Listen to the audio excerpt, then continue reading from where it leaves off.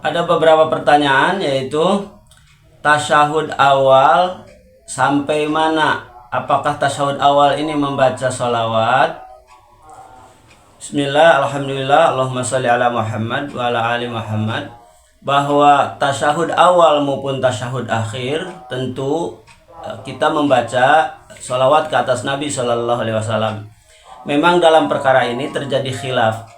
Pendapat pertama bahwa di tasyahud awal ini tidak membaca sholawat ke atas Nabi, disebabkan menurut pendapat yang pertama ini bahwa di tasyahud awal ini keadaan Rasul Shallallahu Alaihi Wasallam duduknya begitu cepat, seperti ia duduk di atas tungku panas. Hadis ini riwayat Imam At-Tirmidzi, Imam Ahmad, Imam An-Nasai. Namun sayang hadisnya adalah dhaif. Status hadisnya adalah munqati, terputus, hanya sampai di anaknya Ibnu Mas'ud. Bisa dilihat di kitab ini, hadis-hadis dhaif dan maudhu karya Al-Ustadz Abdul Hakim bin Amir Abdad, halaman 88. Jadi gugurlah pendapat yang pertama tadi.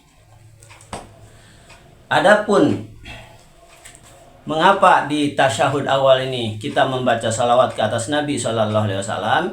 Yang pertama, kalau kita tidak membacanya termasuk orang yang rugi dan orang yang kikir. Sebab dalam tasyahud itu kita membaca atau mengucapkan nama Nabi Muhammad, yaitu wa asyhadu anna Muhammadan abduhu wa rasuluhu. Nah, saat mengucapkan wa asyhadu anna Muhammadan Rasulullah, maka haruslah kita bersalawat ke atas Nabi Shallallahu Alaihi Wasallam. Maka benarlah apa yang telah disampaikan oleh ulama-ulama kita, yaitu Imam Asy-Syafi'i di dalam kitab Al-Umnya, kemudian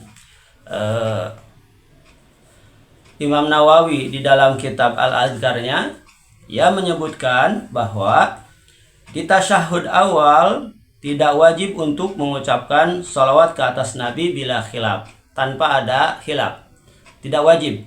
Namun di tasyahud awal ini apakah disunahkan, wahal tustahabu, apakah dianjurkan?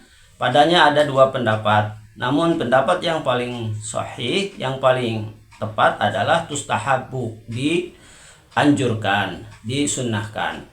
Dan lagian di tasyahud awal ini, sekalipun umpama ditakdirkan hadis bahwa Rasul Shallallahu Alaihi Wasallam duduk di 2 rakaat pertama ini seperti ia duduk di atas tungku panas, seandainya ditakdirkan sahih, walaupun ini tidak sahih, seandainya ditakdirkan sahih, maka tidak diartikan bahwa Rasul tidak membaca salawat di tasyahud awal ini.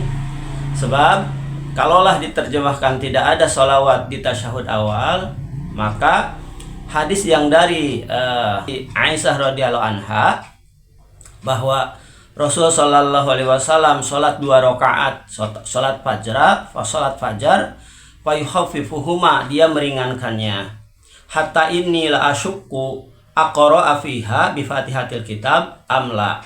Sampai-sampai kata Aisyah, aku ini menduga bahwa apakah Rasul ini membaca Al-Fatihah atau tidak, karena saking cepatnya.